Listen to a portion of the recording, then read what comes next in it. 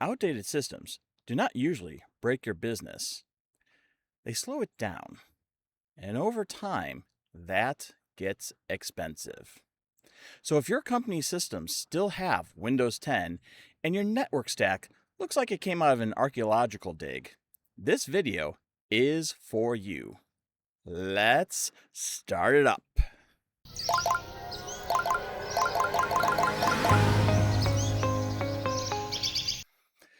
Hello and welcome to Stack and Startup Al Fresco, the show where we ask you to think outside the box as we talk about business growth, leadership, and the real strategies behind scaling companies.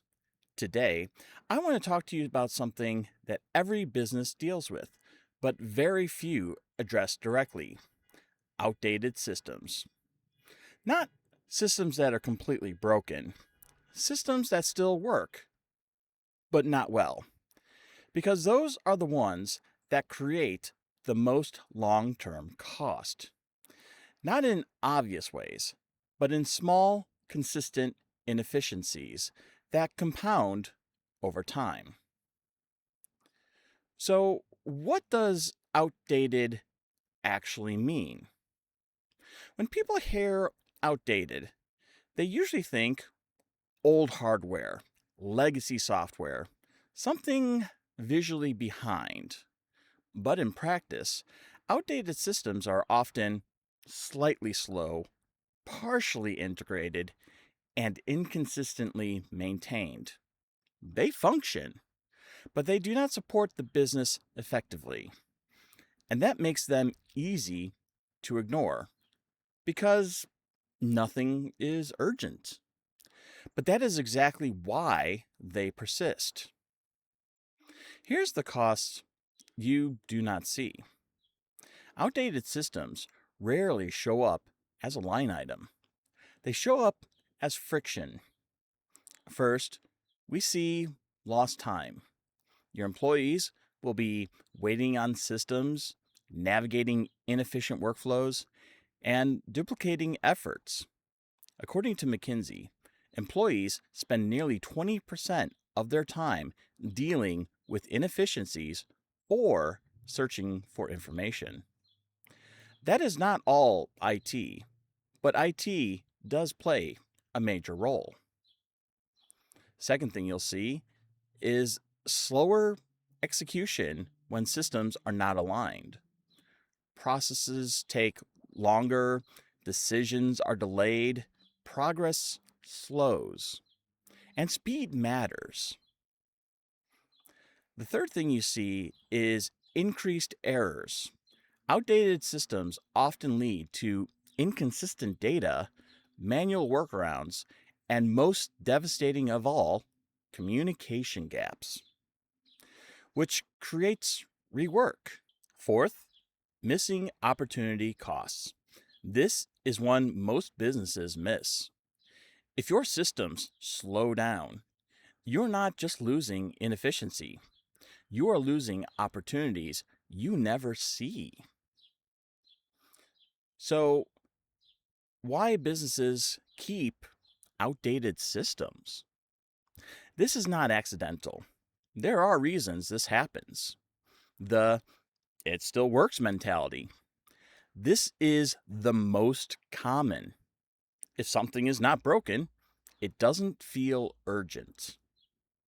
Then there is the wanting to avoid disruption. Updating system requires time, change adjustments, and that feels risky. There's also the cost sensitivity. Upgrading systems looks expensive. Keeping things as is feels cheaper, even when it is not. Then there's the lack of visibility. Most businesses do not measure inefficiency, lost time, or system friction. What this means is that a business will track how long a task takes, but not how the little barriers slow things down. So the costs remain hidden. Now, what is the long-term impact? Over time, outdated systems create compounding inefficiency, small delays, repeated delays, multiplied across teams. Now, what is the long term impact? Over time, outdated systems create, first off, compounding inefficiency. Small delays going into repeated delays get multiplied across teams. Second thing they create is a technical debt. Short term decisions build up over time. Eventually, everything needs to be fixed all at once. Then there's increased risk. Outdated systems are more likely to have security vulnerabilities and compatibility issues. According to CISA, most cyber attacks exploit known vulnerabilities in outdated systems. Watching the news lately, we see AI is finding more vulnerabilities faster than ever before. And YouTube, I swear, if your captions say scissors, I'm going to be very disappointed. And lastly, it causes growth limitations. Systems that worked before become barriers to scaling. Here is how to identify outdated systems. This is where you make it practical. Ask yourself, where are we losing time? Look for repeated delays and manual workarounds. What systems do people complain about? That feedback matters. It is rare your employees will want an upgrade just to have an upgrade. Unless, of course, it's that bigger or more monitors. Third, where are we duplicating work? Duplication leads directly to inefficiency.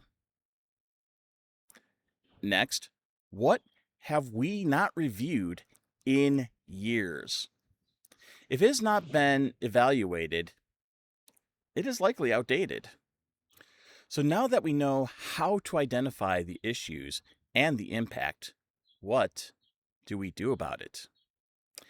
This is very important. Do not try to fix everything at once. Instead, prioritize the impact. Focus on systems that affect the most people and slow down critical workflows. Next, you need to standardize. Reduce variation. Fewer tools, more consistency. Next, plan updates intentionally, not reactively. Schedule your improvements. Microsoft plans most of their updates on the second Tuesday of each month. It created the saying, Patch Tuesday, Work Wednesday.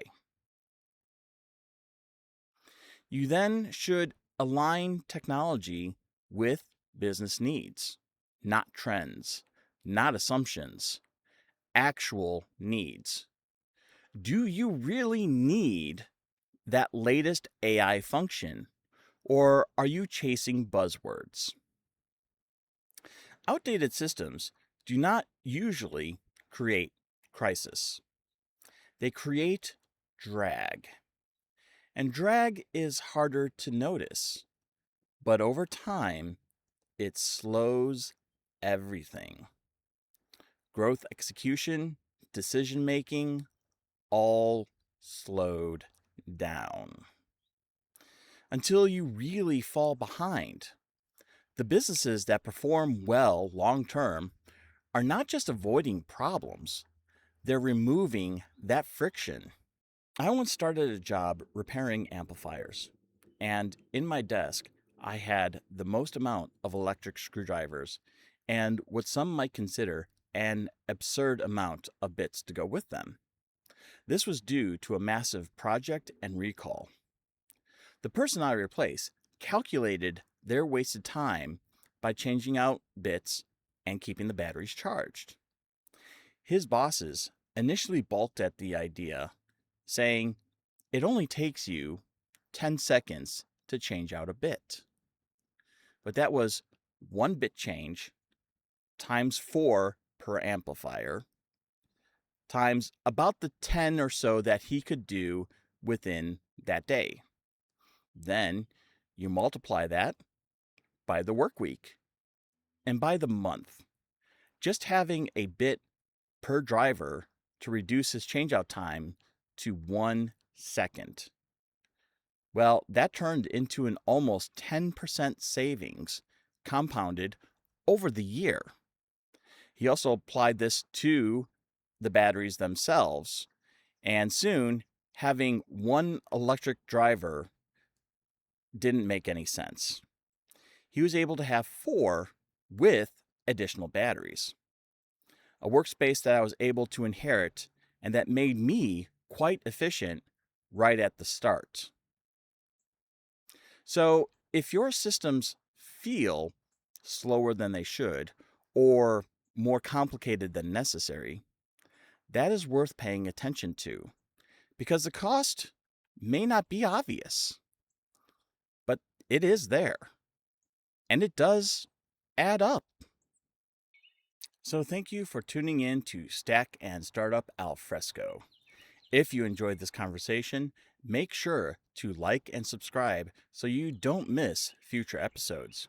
You can find us on YouTube and anywhere you get your podcasts to follow along as we continue to explore business and technology from a different perspective. Lastly, if you want to support these conversations directly, you can become a patron at patreon.com/stackandstartup. Until next time, keep thinking outside the box.